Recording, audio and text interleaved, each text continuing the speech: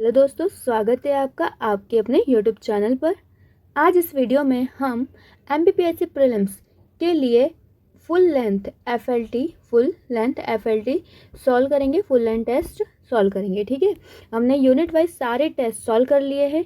ठीक है, जिन्होंने हमारे वो वीडियो नहीं देखे होंगे तो प्लीज़ आप उन वीडियो को भी ज़रूर देखिएगा। आज से हम एफएलटी स्टार्ट करते हैं। चलिए, तो देखिए, पहला क्वेश्चन है, गौरी नाट्य किस के द्वारा किया जाता है? कौन सा नाट्य? गौरी। तो गौरी नाट्य किस जनजाति का है? तो ये है भील जनजाति का। किसका? भील जनजाति का। याद रखिएगा कि यह नृत्य रक्षाबंधन के दूसरे दिन से शुरू होकर लगभग 40 दिन तक चलता है। कितने दिन तक? 40 दिन तक। कब होता है? रक्षाबंधन के दूसरे दिन तक। ठीक है, इसके अलावा आप जानते हैं गोल गधेड़ो भी भीलों द्वारा किया जाता है। ठीक है, और इनका प्रमुख पर्व भगोरिया पर्व है। और इसके अलावा और क्या जानते हैं आप भीलों के बारे में? इनमें वधु मूल्य की दापा प्रथा भी प्रचलन में है। ठीक है, अब इसे भी याद रखिएगा, गौरी नाट्य भीलों से संबंधित है। ठीक है, और इसे मेरू नाट्य के नाम से भी जाना जाता है, मेरू नाट्य, ये भी याद रखिएगा।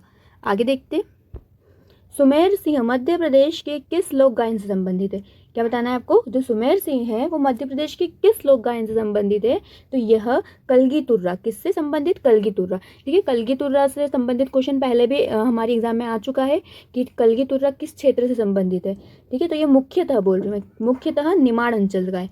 बाकी तो सभी जगह होता है पर मुख्यतः निमाड़ अंचल का है। और कौन संबंधित है इससे? सुमेर सिंह। ठीक है, इससे भी याद रखिएगा। नेक्स्ट, बेगम असगरी बाई का जन्म किस जिले में हुआ था? तो इनका जन्म हुआ है छतरपुर में। किस जिले में? छतरपुर में। इन्हें पद्मश्री से भी सम्मानित किया गया है, ये भी याद रखिएगा। किससे सम्मानित किया गया इन्हें? पद्मश्री से। ठीक है, तो ये है कौन? तो ये है प्रसिद्ध ध्रुपद गायिका, प्रसिद्ध ध्रुपद गायिका। ठीक है, इन्हें तानसेन और शिखर सम्मान दोनों भी दिया गया है। तो बेगम असगरी बाई ध्रुपद गायिका, छतरपुर से संबंधित। नेक्स्ट क्वेश्चन, मध्य प्रदेश सरकार ने किस जनजाति की भाषा को पाठ्य पुस्तक में शामिल करने का निर्णय लिया है? तो हाल ही में गोंड भाषा को, किस भाषा को? गोंड भाषा को शामिल करने का निर्णय लिया गया है। 2019-20 में यह निर्णय लिया गया था। नेक्स्ट, सर्वाधिक 150 अंतर्राष्ट्रीय T20 मैच खेलने वाले पहले पुरुष क्रिकेटर कौन बन गए? तो वह है रोहित शर्मा। आगे देखते हैं, नीति आयोग की बहुआयामी गरीबी रिपोर्ट के अनुसार मध्य प्रदेश में सर्वाधिक कमी दर्ज करने वाला जिला कौन है? कि गरीबी में सबसे ज़्यादा कमी किस जिले ने दर्ज की है? तो वो है उत्तर प्रदेश। कौन सा जिला? उत्तर प्रदेश। ठीक है, इसे भी याद रखिएगा। आगे देखते हैं, क्वेश्चन नंबर 7, सदाबहार क्रांति भारत में कृषि उत्पादन को बढ़ाने के लिए प्रयोग में लाई गई थी। सदाबहार क्रांति, ठीक है, तो किसके द्वारा लाई गई थी भारत में? यह भारत में कृषि उत्पादन को बढ़ाने के लिए प्रयोग में लाई गई थी। तो एम स्वामीनाथन। किसके द्वारा? एम स्वामीनाथन जी के द्वारा यह लाई गई थी। आगे देखते हैं, अमन धान उगाया जाता है। अमन धान कब उगाया जाता है? आपको ये बताना है। तो ये उगाया जाता है नवंबर दिसंबर में। कब उगाया जाता है? नवंबर दिसंबर माह में। ठीक है, यह खरीफ की फसल के अंतर्गत आता है। ठीक है, ये भी याद रखिएगा। इसको शीतकालीन चावल भी कहते हैं, शीतकालीन चावल भी कहा जाता है। नेक्स्ट क्वेश्चन, निम्नलिखित में से किस एक को किसी आसन सुनामी की प्राथमिक चेतावनी माना जाता है? तो देखिए, यह माना जाता है तट से जल का तीव्रता से अपनयन होना। तट से जल का तीव्रता से क्या होना? अपनयन होना सुनामी की प्राथमिक चेतावनी माना जाता है। ठीक है, इसे याद रखिएगा। सुनामी की उत्पत्ति किसके द्वारा होती है? सुनामी की उत्पत्ति किसके द्वारा होती है? तो समुद्र के अंदर उत्पन्न होने वाले भूकंप से। ठीक है, क्या होती है? सुनामी की उत्पत्ति होती है। चिल्का झील कहाँ स्थित है? तो चिल्का झील कहाँ स्थित है? आपको ये बताना है। चिल्का झील है आपके उत्तरी सरकार तट पर। कहाँ पर? उत्तरी सरकार तट पर। ठीक है, ओडिशा में आती है हमारी चिल्का झील। ओडिशा राज्य में किस नदी के मुहाने पर? महानदी के मुहाने पर। ठीक है, यह एक लेगुन झील है, ये भी याद रखिएगा। ठीक है, खारे पानी की लेगुन झील है। नेक्स्ट, कोई भी संविधान संशोधन कानून भारतीय सर्वोच्च न्यायालय द्वारा असंवैधानिक घोषित किया जा सकता है यदि वह वर्तमान द्विस्तरीय संघीय व्यवस्था के स्थान पर 3 स्तरीय व्यवस्था स्थापित करता है। विधि की समक्ष क्षमता के आधार पर कोई भाग 3 से हटाकर संविधान में अन्यत्र कहीं रखता है। कार्यकारिणी की संसदीय व्यवस्था के स्थान पर अध्यक्षात्मक व्यवस्था रखता है। सर्वोच्च न्यायालय के भार को कम करने हेतु एक संघीय अपीली न्यायालय स्थापित करता है। तो कब किया जा सकता है कोई भी संविधान संशोधन को असंवैधानिक?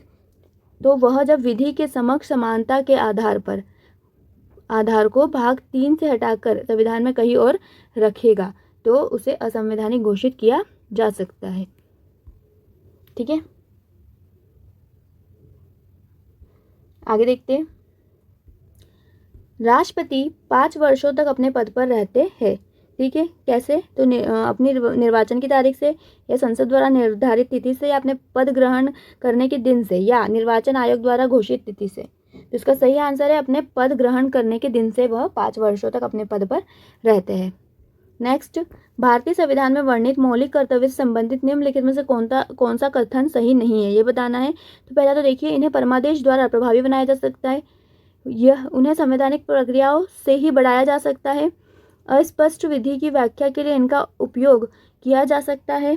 किसी विशिष्ट कर्तव्य का पालन करना संवैधानिक कानून के क्षेत्र में आता है जिसे न्यायालय निश्चित करता है। तो इसमें से कौन सा सही नहीं है आपको ये बताना है। तो देखिए, पहला ही जो है वो सही नहीं है, परमादेश द्वारा इसे प्रभावी नहीं बनाया जा सकता। ठीक है, जो परमादेश है यह आपके इनके द्वारा मौलिक अधिकारों को प्रभावी बनाया जा सकता है। ठीक है, कर्तव्यों को नहीं। निम्नलिखित में से कौन सा युग्म सही सुमेलित नहीं है? पहला, सार्वजनिक स्वास्थ्य एवं स्वच्छता राज्यसूची का विषय, जनगणना संघ सूची का, राज्यसभा में सीटों का बंटवारा द्वितीय अनुसूची, दल बदल निरोध 10वीं। तो आप सभी जानते हैं कि जो राज्यसभा में सीटों का बंटवारा है वो चौथी अनुसूची से रिलेटेड है। ठीक है, वो दूसरी से संबंधित नहीं है। तो कौन सा गलत हो गया हमारा? सी नंबर का ऑप्शन गलत है। नेक्स्ट, निम्नलिखित में सूची में जो सुमेलित करना है भारतीय संविधान और हमने कहाँ से लिया है वो स्रोत बताना है। देखिए, संसद के विशेषाधिकार कहाँ से लिए हैं? तो संसद के विशेषाधिकार ब्रिटेन से लिए गए। अवशिष्ट शक्तियाँ कहाँ से ली गई है? तो कनाडा से। राज्य की नीति निर्देशक तत्व आयरलैंड से और न्यायिक पुनरावलोकन यूएसए से। 2, 3, 1, 4 ऑप्शन बी। नेक्स्ट देखते हैं। एक अंतर्राष्ट्रीय वित्तीय सेवा केंद्र स्थापित किया गया है। कहाँ पर किया गया है? अंतर्राष्ट्रीय वित्तीय सेवा केंद्र। इंपॉर्टेंट हो जाता है क्वेश्चन। तो ये किया गया है गांधीनगर गुजरात में। कब किया गया था? 1 मार्च 2015 को। कब? 1 मार्च 2015 को। ठीक है, नेक्स्ट, भारत को सर्वाधिक एलएनजी की आपूर्ति कौन करता है? एलएनजी का फुल फॉर्म होता है liquid natural gas, liquefied natural gas. ठीक है, सबसे ज़्यादा आपूर्ति कौन करता है? तो कतर। कौन? कतर। और ये भी याद रखिएगा कि भारत एलएनजी का चौथा बड़ा आयातक देश है। ठीक है, और कतर के बाद स्थान आता है यूएसए का। भारतीय रिजर्व बैंक द्वारा विमल जालन पैनल गठित किया गया था। तो विमल जालन पैनल क्यों गठित किया गया था? तो ये किया गया था नए बैंकों को लाइसेंस देने हेतु आवेदन पत्र के सूक्ष्म परीक्षण के लिए। ठीक है, याद रखिएगा इसे। नेक्स्ट, मिश्रित अर्थव्यवस्था का अर्थ क्या होता है? तो मिश्रित अर्थव्यवस्था का अर्थ होता है जहां सार्वजनिक क्षेत्र के साथ साथ निजी क्षेत्र भी क्या हो? विद्यमान हो। तो ऑप्शन बी। भारत कैसी व्यवस्था है? तो भारत मिश्रित अर्थव्यवस्था है। यहाँ पर निजी क्षेत्र के साथ साथ सार्वजनिक क्षेत्र दोनों मिलकर काम करते हैं। ठीक है, आगे देखते हैं। हाल ही में भारत में घरेलू नौकायान शुरू करने वाले पहले अंतर्राष्ट्रीय क्रूज लाइनर का क्या नाम है? जिसने क्या शुरू किया है? घरेलू नौकायान शुरू किया है। तो उस क्रूज का नाम क्या है? अंतर्राष्ट्रीय क्रूज लाइनर का नाम क्या है आपको ये बताना है। तो वो है कोस्टा सेरेना। Costa Serena. ठीक है, आगे देखते हैं। निम्न में से किसका वेग अधिकतम होता है? सबसे ज़्यादा वेग मतलब वेलोसिटी किसकी होती है आपको ये बताना है। कॉस्मिक रेस या किरण की, प्रकाश लाइट, इलेक्ट्रॉन या पराध्वनिक तरंगों की। ठीक है, तो आपको बताना है इनमें से किसका वेग सबसे ज़्यादा होता है। तो सबसे ज़्यादा वेग होता है प्रकाश का। ठीक है, याद रखिएगा किसका? प्रकाश का। नेक्स्ट है, सूची में लानी है। देखिए, आर्सेनिक जो आपको इधर रेडियो धर्मी समस्थानिक दिए और इधर निदान सूचक किसमें उपयोग किया जाता है इनका आपको ये बताना है। ठीक है, तो देखिए जो आपका आर्सेनिक 74 है इसका उपयोग ट्यूमर में किया जाता है, आर्सेनिक ट्यूमर में। कोबाल्ट 60 का उपयोग, कोबाल्ट 60 का कैंसर में होता है। आयोडीन 131 का प्रयोग थायराइड ग्रंथि के सक्रियता में होता है। सोडियम 24 का उपयोग होता है रक्त व्यतिकरण में। ठीक है, रक्त व्यतिक्रम में होता है। ठीक है, तो याद रखिएगा 3, 4, 1, 2 ऑप्शन सी। नेक्स्ट देखते हैं क्वेश्चन नंबर 24।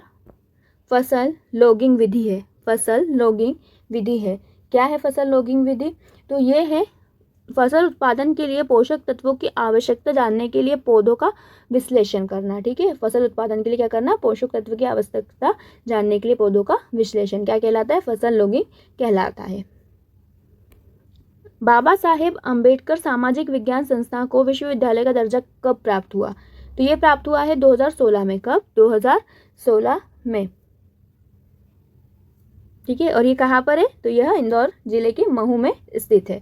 कब बनाया था इसे? 12 नवंबर 1988 को। पंख अभियान मध्य प्रदेश में कब शुरू किया गया? पंख अभियान मध्य प्रदेश में 24 जनवरी 2021 को शुरू किया गया था।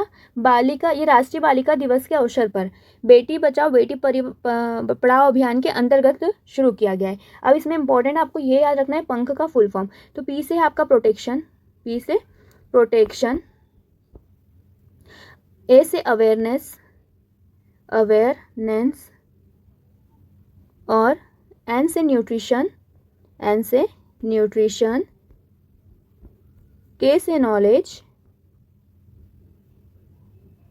ठीक है, और एच से आपका होगा हेल्थ प्लस हाइजीन, हेल्थ और हाइजीन, हाइजीन। ठीक है, तो ये फुल फॉर्म आप याद रखिएगा। कब शुरू हुई पंख अभियान? तो ये हुई 24 जनवरी 2021 को। किसके अंतर्गत? बेटी बचाओ बेटी पढ़ाओ अभियान के अंतर्गत।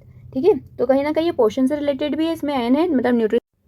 देखिए अब आपको एक तरफ लोक गायन दिए है, एक तरफ क्षेत्र दिए, तो आपको क्षेत्र और लोक गायन मिलाना है, सही जोड़ी मिलाना है। तो देखिए जो रेलो गीत है वो किससे रिलेटेड है? तो रेलो गीत है आपसे मालवांचल से संबंधित, गरबी निमाड़ से ही है। देवारी गायन बुंदेलखंड से, घोटुल पाटा बघेलखंड से। तो 1, 2, 3, 4 सारे ऑप्शन सही है, मतलब ऑप्शन नंबर यहाँ पर डी हमारा क्या होगा? सही आंसर होगा। नेक्स्ट, निम्न में से किस लोकगीत की विषय वस्तु राधा कृष्ण के प्रेम प्रसंग पर आधारित है? तो कौन सा ऐसा लोकगीत है जिसकी विषय वस्तु राधा कृष्ण के प्रेम प्रसंग पर आधारित है? तो देखिए पहला ऑप्शन देवारी गायन, दूसरा बेराइटा गायन, तीसरा बिरहा गायन, और चौथा है वसुदेवा गायन। तो इसका सही आंसर है ए देवारी गायन। कौन सा गायन? देवारी गायन। जो देवारी गायन है यह अहीर यादव ग्वाल जाति के द्वारा सर पर पंख लगाकर घूम घूम कर गाया जाता है। ठीक है, और ये मुख्यतः बघेलखंड व सतपुड़ा क्षेत्र में दिवाली के अवसर पर गाया जाता है। ठीक है, इसे भी याद रखिएगा, कहाँ पर? बघेलखंड और सतपुड़ा रीजन में। ठीक है, आगे देखते हैं निम्न में से कौन सा पर्यटन स्थल ग्वालियर में स्थित नहीं है? ठीक है, आपको ये बताना है। देखिए गुजरी महल तो है, जयविलास महल भी है और मानसिंह महल भी है, पर जहाज महल ग्वालियर में नहीं है। जहाज महल कहाँ पर है? तो जहाज महल है मांडू में। ठीक है, तो हमारा ऑप्शन सी सही हो जाएगा कि ग्वालियर में स्थित नहीं है। Next, BRICS convention of tourism किस वर्ष खजुराहो में आयोजित किया गया? ब्रिक्स कन्वेंशन ऑफ टूरिज्म में क्या हुआ? ब्रिक्स का कन्वेंशन हुआ, उसे खजुराहो में कब आयोजित किया गया था? तो इसे किया गया था 2016 में। कब किया गया था? 2016 में। ठीक है, निम्नलिखित में से कौन मध्य प्रदेश के कार्यवाहक राज्यपाल नहीं रहे? आपको ये बताना है। तो देखिए एनडी ओझा थे, पीवी दीक्षित थे, जीपी सिंह भी थे, पर जीडी दीक्षित नहीं थे। पीवी दीक्षित थे पर जीडी दीक्षित कार्यवाहक राज्यपाल नहीं थे। तो ऑप्शन सी सही है। ठीक है, आगे देखते हैं मध्य प्रदेश में लोकसभा सीट में कितनी अनुसूचित जाति के लिए आरक्षित है? तो मध्य प्रदेश की लोकसभा में अनुसूचित जाति के लिए कितनी सीट है? तो 4 सीट। कितनी? 4 सीट। और जनजाति पूछे तो 6 सीट। ठीक है, मध्य प्रदेश में पहला डीजल लोकोमोटिव संयंत्र किस जिले में स्थापित किया गया है? पहला डीजल लोकोमोटिव संयंत्र तो ये किया गया है सीहोर में। कहाँ पर? सीहोर में। इसकी स्थापना 2012 में की गई। कब की गई? 2012 में। नेक्स्ट देखते हैं, मध्य प्रदेश के गांवों के लिए सौर प्रकाश प्रदान करने वाली एजेंसी कौन सी है? कौन सी जो एजेंसी वो सौर प्रकाश प्रदान करती है?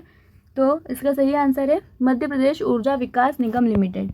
कौन सी एजेंसी? मध्य प्रदेश ऊर्जा विकास निगम लिमिटेड। नेक्स्ट, मध्य प्रदेश का तालाबोनी क्षेत्र किस खनिज के उत्पादन के लिए प्रसिद्ध है? कौन सा क्षेत्र है? तालाबोनी। किसके लिए प्रसिद्ध है ये बताना है। तो ये प्रसिद्ध है बॉक्साइट के लिए। किसके लिए? बॉक्साइट के लिए। ठीक है। इसके अलावा आप ये भी जानते हैं खपड़ी पानी भी बॉक्साइट के लिए प्रसिद्ध है। खपड़ी पानी पहाड़ भी बॉक्साइट के उत्खनन के लिए प्रसिद्ध है। बैनीगंज सिंचाई नहर निर्माण किस जिले में किया गया है? बैनीगंज का। तो इसका निर्माण किया गया है छतरपुर में। कहाँ पर? छतरपुर में, बैनीगंज। नेक्स्ट, ये बताना है मध्य प्रदेश राज्य भंडार गृह निगम की स्थापना कब हुई थी? ठीक है, तो देखते हैं हम हमारे ऑप्शन। मध्य प्रदेश राज्य भंडार गृह निगम की स्थापना हुई थी वर्ष 1958 में, मतलब ऑप्शन सेकेंड। फिर लघु कृषक विकास अधिकरण की स्थापना हुई थी 1971 में। भूमि विकास निगम की स्थापना हुई थी 1977-78 में। और थ्रस्ट परियोजना की स्थापना हुई थी 1900। क्वेश्चन, मध्य प्रदेश में कुफरी, बादशाह और कुफरी चंद्रमुखी निम्नलिखित में से किस फसल की प्रजाति है? हमको ये बताना है। तो देखिए, जो कुफरी बादशाह और कुफरी चंद्रमुखी है वो आलू की प्रजाति है। किसकी है? आलू की। ठीक है, आगे देखते हैं। नेक्स्ट क्वेश्चन देखेंगे, राष्ट्रीय उद्यान और राष्ट्रीय उद्यान में कब प्रोजेक्ट टाइगर स्टार्ट हुआ? हमको बताना। देखिए, पहले तो हम ओवरव्यू देख लेते हैं कि जो प्रोजेक्ट टाइगर है वो कब स्टार्ट हुआ? 1973 में, ऑल इंडिया। ठीक है, और टाइगर मैन ऑफ इंडिया कौन है? कैलाश शांकलिया जी है। ठीक है, कहाँ से स्टार्ट हुआ था पहली बार प्रोजेक्ट टाइगर? तो उत्तराखंड के जिम कॉर्बेट, जिसका हाल ही में नाम क्या कर दिया है? रामगंगा नेशनल पार्क से प्रारंभ हुआ था। ठीक है, मध्य प्रदेश में कितने नेशनल पार्क में चल रहा है? तो मध्य प्रदेश में 6 नेशनल पार्क प्लस 1 सेंचुरी में टाइगर प्रोजेक्ट चल रहा है। तो कुल देखिए तो 7 हमारे जगह पर मध्य प्रदेश में क्या चल रहा है? प्रोजेक्ट टाइगर चल रहा है। ठीक है, तो अब देखते हैं बांधवगढ़ राष्ट्रीय उद्यान में कब स्टार्ट हुआ? तो बांधवगढ़ में हुआ था ये 1993 में। कब हुआ था? 1993 में। फिर इसके बाद है पेंच में। तो पेंच में हुआ था 1992 में, संजय गांधी में 2008 में और पन्ना में 1994 में। ठीक है, तो 1 2 3 4 चारों ही ऑप्शन सही है, मतलब ऑप्शन डी हमारा सही आंसर है। नेक्स्ट क्वेश्चन, आर्थिक सर्वेक्षण के अनुसार मध्य प्रदेश में कितने वन जीव अभ्यारण्य हैं? कितने वन जीव अभ्यारण्य हैं? देखिए, अभी ऑप्शन में 24 दिया है तो 24, पर कहीं कहीं आपको 25 भी मिल रहा है, पर ये आर्थिक सर्वेक्षण 2022-23 के अनुसार पूछ रहा है तो हम क्या लगाएंगे? 24। ठीक है, आगे देखते हैं, किस नदी का प्राचीन नाम ख्याता या छाता है? ठीक है, हमको ये बताना है कौन सी नदी है जिसका प्राचीन नाम क्या है? ख्याता या छाता है। ठीक है, छाता या ख्याता है, तो वो है कान नदी। खान नदी या कान नदी। ठीक है, और जो कान नदी है वो इंदौर की जीवन रेखा समझी जाती थी, पर अब क्या हो चुकी है? प्रदूषित हो चुकी है। खान नदी की जगह वो कान नाला बन चुकी है। ठीक है, यह सिपरा नदी की क्या थी? सहायक नदी थी। आगे देखते हैं, मध्य प्रदेश के संबंध में निम्न में से कौन से कथन सही है? हमको ये बताना है कि मध्य प्रदेश के संबंध में कौन से कथन सही है। तो पहला क्या है कि मध्य प्रदेश अपने निकटतम समुद्र तट से लगभग 200 किलोमीटर तक है। ठीक है, नेक्स्ट, मध्य प्रदेश की समुद्र तल से औसत ऊंचाई 300 मीटर है। नेक्स्ट, प्रदेश को उच्च भूमियों का प्रदेश भी कहा जाता है। तो ये जो सारे ही कथन है सभी क्या है? सही है। सारे ही कथन क्या है? सही है। नेक्स्ट क्वेश्चन, मध्य प्रदेश में चावल आंदोलन कब प्रारंभ हुआ? मध्य प्रदेश में चावल आंदोलन होता है 28 फरवरी 1947 को। कब होता है? 28 फरवरी 1947 को। कहाँ पर होता है ये? तो ये होता है रीवा में। ये भी याद रखिएगा, कहाँ पर? रीवा में। ठीक है, और इसमें प्रमुख व्यक्ति कौन थे? तो वो थे त्रिभुवन तिवारी और भैरव प्रसाद तिवारी। ठीक है, दोनों के नाम याद रखिएगा कि त्रिभुवन तिवारी और भैरव प्रसाद तिवारी किससे रिलेटेड है? चावल आंदोलन से। कब हुआ था? 28 फरवरी 1947 को। कहाँ हुआ था? रीवा में। आगे, बघेल वंश के शासक। अब हमको शासक सुमेलित करना सही जोड़ी कि किस वंश का कौन सा शासक है। तो देखिए, जो बघेल वंश है, बघेल वंश के शासक श्रीमल देव। ठीक है, तोमर वीर सिंह देव है, मालवा के मोहम्मद शाह गौरी, फारूकी आदिल खान द्वितीय। तो ये सभी सही है, तो ऑप्शन 1 2 3 4 सही है। शैव संतों के लेखन संग्रह को पांचवा वेद भी समझा जाता है, ठीक है। उपयुक्त संग्रह का नाम क्या है, उस संग्रह का नाम क्या है जिसे पांचवा वेद भी समझा जाता है, तो उसका नाम है तिरुमुराय, तिरुमुराय, ठीक है। किसका है ये, शैव संतों के द्वारा लेखन जो संग्रह है उसे पंचम वेद कहा जाता है, जिसका नाम क्या है, तिरुमुराय, ठीक है। आगे देखते हैं नेक्स्ट क्वेश्चन 46 नंबर का। निम्नलिखित राजाओं में किसने राम सीता की आकृति और रामसिंह देवनागरी में लेख युक्त सिक्के चलवाए थे, तो किसने चलवाए थे, सभी जानते हैं, डी अकबर ने, ठीक है। वह दक्षिण भारत का राज्य जो अपनी नौसैनिक शक्ति हेतु प्रसिद्ध था, कौन सा ऐसा राज्य था जो नौसेना के लिए प्रसिद्ध था, साथ ही साथ स्थानीय स्वशासन के लिए भी प्रसिद्ध था, तो वो था हमारा चोल साम्राज्य, ठीक है। सभी जानते हैं स्थानीय स्वशासन के लिए भी चोल साम्राज्य प्रसिद्ध था, और इसके स्थानीय स्वशासन का उल्लेख एक अभिलेख है, उत्तर मेरु अभिलेख में हमको मिलता है, उत्तर मेरु अभिलेख में, ठीक है, स्थानीय स्वशासन का वर्णन मिलता है, ठीक है। चलिए नेक्स्ट देखते हैं। प्राचीन भारतीय गुप्त राजवंश के समय के संदर्भ में नगर, घंटशाला, कदूरा, चोल किस लिए विख्यात थे, तो ये सब क्यों विख्यात थे, जो नगर, घंटशाला, कदूरा, चोल किस के लिए विख्यात थे, हमको ये बताना है। तो ये विख्यात थे विदेशी व्यापार करने वाले बंदरगाह, क्या थे, विदेशी व्यापार करने वाले बंदरगाह, याद रखिएगा, इम्पॉर्टेंट है ये। आगे देखते हैं, देखिए सूची दी है, आचार्य और सिद्धांत, किस आचार्य, कौन से आचार्य के सिद्धांत से रिलेटेड है ये देखना है हमको। देखिए पहला है हमारा ऑप्शन लकुलिश, लकुलिश पाशुपत, नागार्जुन, सभी जानते हैं नागार्जुन किस संप्रदाय के हैं, तो शून्यवाद दिया है इन्होंने, ठीक है, बौद्ध के। भद्रबाहु, भद्रबाहु का संबंध है जैन धर्म से। गोशाल, गोशाल का संबंध है अजीवक से, ठीक है, मकलीपुत्र गोशाल, ठीक है। और भद्रबाहु के संबंध में तो आप जानते हैं ये चंद्रगुप्त मौर्य ने इनके प्रभाव में आकर जैन धर्म ग्रहण किया था, ठीक है। जो भद्रबाहु है वो दिगंबर जैन है, और स्थलभद्र आता है तो वो श्वेतांबर है, ठीक है। नागार्जुन भारत का आइंस्टीन कहा जाता है इनको, ठीक है, इन्होंने शून्यवाद दिया था। लकुलिश पाशुपत संप्रदाय से रिलेटेड है, ठीक है। आगे चलते हैं।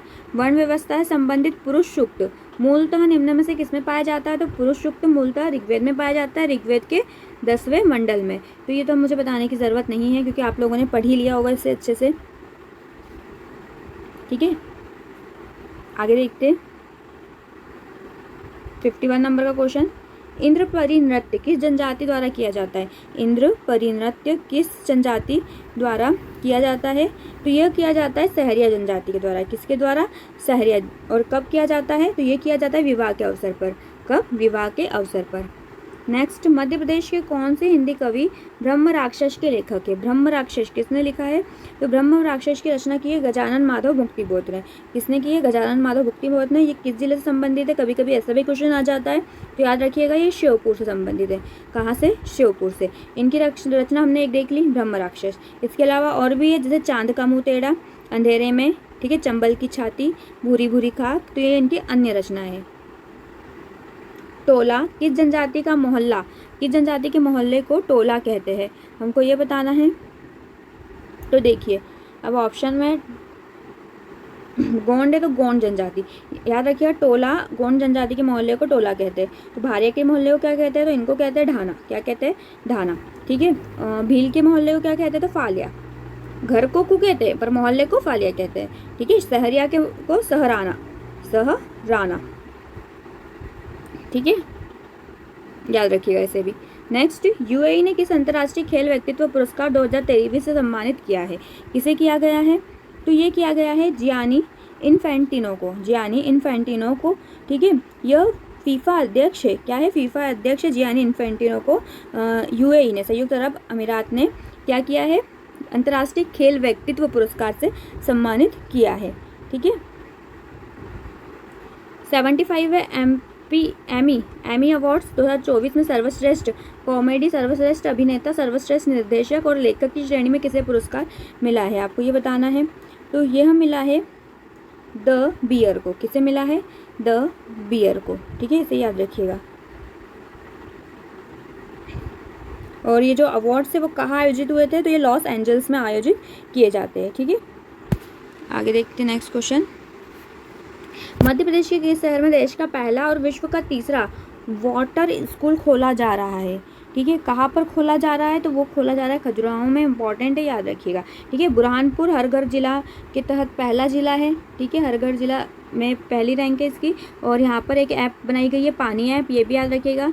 दूसरा जिला हरघर जिले में है तो निवाड़ी है। ठीक है, आगे देखते हैं। निम्नलिखित में से कौन पर्यावरण को नुकसान नहीं पहुंचाने वाली कृषि प्रक्रिया है? कौन सी कृषि प्रक्रिया पर्यावरण को नुकसान नहीं पहुंचाती? तो वो है जैविक कृषि। देखिए, जो हम FLT सॉल्व कर रहे हैं ये मैं मानती हूँ कि अच्छे से नहीं दिख रहा है, पर मैं इसीलिए मैं इसे बार बार 2 बार पढ़ रही हूँ कि आपको ये समझ में आ जाए। ठीक है, तो हम नेक्स्ट FLT में कोशिश करेंगे कि इसकी क्वालिटी और अच्छी रहे। चलिए, तो अभी हम देखते हैं वापस। निम्नलिखित में से कौन पर्यावरण को नुकसान नहीं पहुंचाने वाली कृषि प्रक्रिया है? सभी जानते हैं जैविक कृषि, जो पर्यावरण को नुकसान नहीं पहुंचाती। ठीक है, वो इसके बारे में अब आपको बताने की जरूरत नहीं है, सभी जानते हैं जैविक कृषि के बारे में। नेक्स्ट, निम्नलिखित राज्यों में किसमें सर्वाधिक प्राकृतिक आपदाएं आती है? सबसे ज़्यादा प्राकृतिक आपदाएं किस राज्य में आती है आपको ये बताना है। तो वो है ओडिशा। कहाँ पर? ओडिशा। कहाँ पर है? भारत के पूर्वी तट पर स्थित है। यहाँ अधिकांश क्या होता है? चक्रवात, सभी जानते हैं। बाढ़, चक्रवात, बाढ़ और सूखा, तीनों ही प्राकृतिक आपदा यहाँ पर प्रभावित करती है। ठीक है, आगे। लासाडीव सागर को किस नए नाम से जाना जाता है? ठीक है, आपको ये बताना है। तो इसे जाना जाता है लक्षद्वीप सागर, लक्षद्वीप सागर नाम से। ठीक है, इसका पहले नाम क्या था?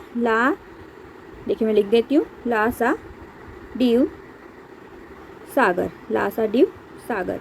अब इसका नाम क्या हो गया है? लक्षद्वीप सागर। आगे देखते।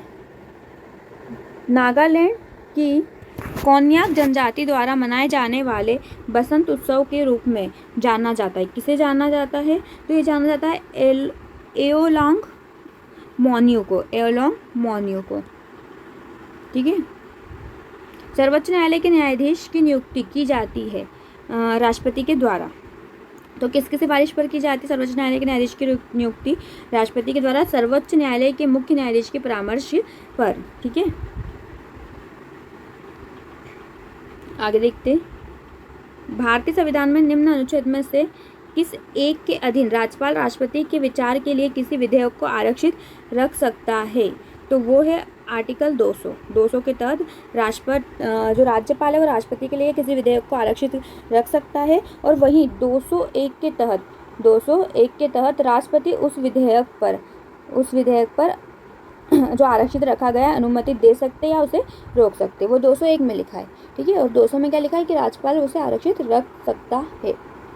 नेक्स्ट है, देखिए क्या है, आर्टिकल दिए और अधिकार दिए। तो देखिए, समता का अधिकार 14 से 18 में। ठीक है, समता का अधिकार 14 से 18 में। फिर हमारा शोषण के विरुद्ध अधिकार तो 23-24 में। संवैधानिक उपचार सभी जानते हैं, रिट हमारे किसमें? अनुच्छेद 32 में। सांस्कृतिक और शिक्षा का तो 4, 3, 2, 1 ऑप्शन डी। आगे देखते हैं। निम्नलिखित में से किसके द्वारा संपत्ति के मूल अधिकार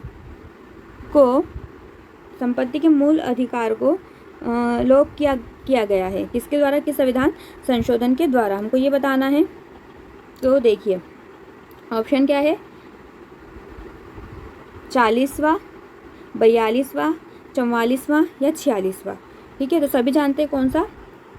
44वां। ठीक है, कौन सा संविधान संशोधन द्वारा? 44 के द्वारा संपत्ति के अधिकार को क्या किया है? मौलिक अधिकार से हटा दिया गया है और उसे आर्टिकल 301 में शामिल कर विधिक दर्जा दिया गया है। ठीक है, सांवैधिक नहीं, विधिक दर्जा। आगे देखते हैं। भारत के संविधान का प्रारूप तैयार करने वाली संविधान सभा के सदस्यों को किसने नामांकित किया था? ये बताना है। तो इन्हें नामांकित किया था विभिन्न प्रांतों की विधानसभाओं द्वारा, विभिन्न प्रांतों की विधानसभा के द्वारा। ठीक है, आगे देखते हैं। राष्ट्रीय वन नीति 1952 के अनुसार निम्नलिखित में से कौन सा वन का संवर्ग नहीं है, आपको ये बताना है। तो देखिए, इसके तहत वनों को ना निम्न रूप में वर्गीकृत किया गया था। एक तो संरक्षित वन में, एक राष्ट्रीय वन में और ग्राम वन में। ठीक है, संरक्षित वन, राष्ट्रीय वन, ग्राम वन और इसके अलावा वृक्ष भूमि में। किसमें? वृक्ष भूमि में। इन 4 कैटेगरी में इन्हें डिवाइड किया गया था। तो राष्ट्रीय उद्यान इसमें नहीं था, ये याद रखिए। वन नीति के तहत वनों का संवर्ग 4 में किया गया था। किस किस में? राष्ट्रीय वन में, संरक्षित वन में, ग्राम वन में और वन वृक्ष भूमि में। पर राष्ट्रीय उद्यान उसमें शामिल नहीं है। तो कौन सा संवर्ग नहीं है? राष्ट्रीय उद्यान नहीं है। नेक्स्ट देखते हैं, कैशलेस लेन देन को बढ़ावा देने के लिए भारत सरकार द्वारा किस समिति का गठन किया गया? तो ये किया गया है नीरज कुमार गुप्ता समिति। नीरज कुमार गुप्ता समिति। कब? 2016 में। कब किया गया था? 2016 में। आगे देखते हैं, निम्नलिखित में से कौन भारत के सभी एटीएम को जोड़ता है? भारत के सभी एटीएम को कौन जोड़ता है? तो भारतीय राष्ट्रीय भुगतान निगम। कौन?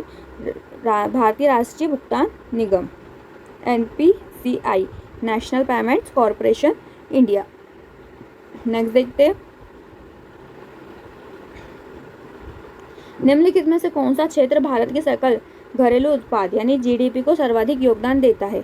कौन सा क्षेत्र? तृतीयक क्षेत्र। ठीक है, तृतीयक क्षेत्र, ये सभी जानते हैं। आगे देखते हैं, हाल ही में किस देश का विदेशी मुद्रा भंडार 4.672 बिलियन अमेरिकी डॉलर बढ़ गया है? तो भारत का। किसका बढ़ गया है?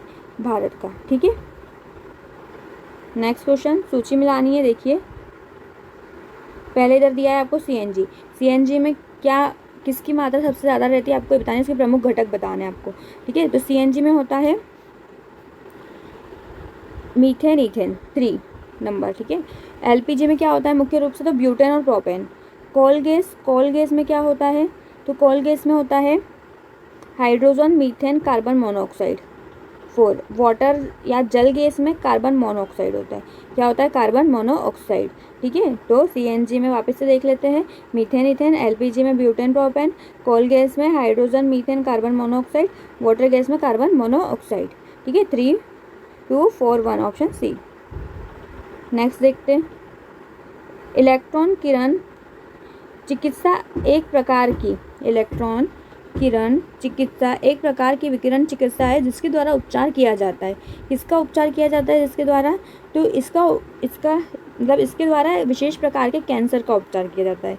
ठीक है, इलेक्ट्रॉन बीम के द्वारा। ठीक है, इलेक्ट्रॉन बीम थेरेपी कहते हैं इसको। ठीक है, जो कैंसर की कोशिकाओं को नष्ट करती है, इसको रेडियोथेरेपी भी कहते हैं। GSP का अर्थ क्या है? GSP का अर्थ क्या है? तो इसका अर्थ है जावा सर्वर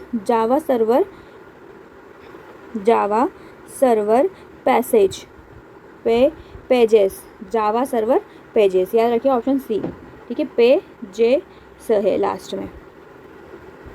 GPS का पूरा नाम ये होता है। आगे देखते हैं, निम्नलिखित में से कौन सा एक साइबर अपराध नहीं है?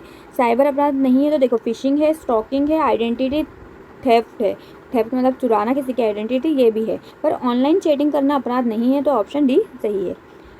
बाल साहित्य के क्षेत्र के संबंध में मध्य प्रदेश का लेखक कौन है? तो बाल साहित्य से संबंधित मध्य प्रदेश के लेखक आपको बताना है कौन है। तो देखिए, इसका सही आंसर है भ्रमर। कौन है? भ्रमर, जो बाल साहित्य से संबंधित है। आगे देखते हैं, चौबीसा बोली किस बोली का अन्य नाम है? चौबीसा बोली किस बोली का अन्य नाम है? तो यह है जांदो माटी बोली का अन्य नाम, चौबीसा बोली। यह मूलतः मुरैना श्योपुर में बोली जाती है। कहाँ पर? मुरैना श्योपुर में। ठीक है, यहाँ इस क्षेत्र में ना 24 गाँव को चौबीसा कहा जाता है और इस कारण से इस बोली का नाम क्या हो गया? चौबीसा बोली। कौन सा नृत्य मुड़िया आदिवासियों के द्वारा किया जाता है? आपको ये बताना है। तो मुड़ियाओं के द्वारा किया जाता है गेंडी नृत्य। कौन सा? गेंडी नृत्य। मोर्ते चित्र का संबंध किससे है? मोर्ते का संबंध है बुंदेलखंड से। किससे? बुंदेलखंड से। मोर्ते, नौरते, इनका संबंध कहाँ से? बुंदेलखंड से है। नेक्स्ट क्वेश्चन देखते हैं, 79 नंबर का। मध्य प्रदेश के उच्च न्यायालय के न्यायाधीश को कालक्रम अनुसार लगाना है आपको। ठीक है, तो देखिए, पहले है आपके SK सेठ, पहले आएंगे SK सेठ 2, फिर आएंगे रविशंकर झा। ठीक है, फिर आएंगे अजय कुमार मित्तल, फिर आएंगे मोहम्मद रफ़ीक। ठीक है, 2 4 1 3 ऑप्शन बी सही है। ठीक है, नेक्स्ट क्वेश्चन देखते हैं अब हम। फिर से जोड़ी मिलानी है। देखिए, विशेष और नाम कौन से मुख्यमंत्री किस घटना के समय थे? तो अर्जुन सिंह, सभी जानते हैं कि जो अर्जुन सिंह है वो भोपाल गैस कांड के संबंध के समय थे। श्यामचरण शुक्ल, इनके समय पहली बार राष्ट्रपति शासन लगा था। प्रकाश चंद्र सेठ, आपातकाल के समय ये मुख्यमंत्री थे। मोहन यादव, वर्तमान में मुख्यमंत्री। तो सारे क्या है? सही है, ऑप्शन 1 2 3 4। नेक्स्ट, निम्नलिखित में से कौन मध्य प्रदेश विधानसभा के सामयिक अध्यक्ष या प्रोटेम स्पीकर, अध्यक्ष उपाध्यक्ष के पद पर, तीनों पद पर रहे? आपको ये बताना है। प्रोटेम स्पीकर भी रहे, अध्यक्ष भी रहे और उपाध्यक्ष भी रहे हैं। कौन से व्यक्ति ऐसे हैं? तो वो है राम किशोर शुक्ला। कौन है? राम किशोर शुक्ला। ठीक है, इसके अतिरिक्त देखेंगे तो जो श्रीनिवास तिवारी थे ना, इनमें तो नाम नहीं है, पर जो श्रीनिवास तिवारी है वो भी प्रोटेम स्पीकर, अध्यक्ष और उपाध्यक्ष तीनों पद पर रहे थे। मध्य प्रदेश की मुख्यमंत्री ग्राम सड़क योजना कब लागू हुई थी? मध्य प्रदेश में मुख्यमंत्री ग्राम सड़क योजना कब लागू की गई? मध्य प्रदेश में मुख्यमंत्री ग्राम सड़क योजना लागू हुई थी 2010-11 में। कब हुई थी? 2010-11 में। दादा धूनी वाले ताप विद्युत प्रोजेक्ट की स्थापना किस वर्ष हुई है? तो ये हुई है 2010 में। कब हुई है? 2010 में। ठीक है, यह गुजरात और मध्य प्रदेश की क्या है? संयुक्त परियोजना, ये भी याद रखिएगा। नेक्स्ट क्वेश्चन, मध्य प्रदेश राज्य खनिज विकास निगम की स्थापना किस वर्ष हुई थी मध्य प्रदेश में? ये हुई थी 1962 में। कब हुई थी? 1962 में। आगे देखते हैं, मध्य प्रदेश का वर्ष 21-22 में शुद्ध सिंचित क्षेत्र कितने लाख हेक्टेयर है? तो ये है 128.81 लाख हेक्टेयर। ठीक है, नेक्स्ट क्वेश्चन करना है। एक तरफ प्रजाति दी है, दूसरी तरफ पशु दिए हैं। तो देखिए, जो निमाड़ी है, निमाड़ी गाय की जो प्रजाति है, भदावरी भैंस की है, श्यामा मुर्गी, माशिर मछली। तो सभी ऑप्शन सही है। ऑप्शन, तो हमारा आंसर होगा 1 2 3 4, option C. Next, Madhya Pradesh का प्रमुख कपास उत्पादन वाला क्षेत्र कि कहाँ पर मुख्य रूप से कपास का उत्पादन होता है? तो यह होता है पश्चिमी मध्य प्रदेश में। कहाँ पर? पश्चिमी मध्य प्रदेश में। और जो कपास है वो कैसी फसल है?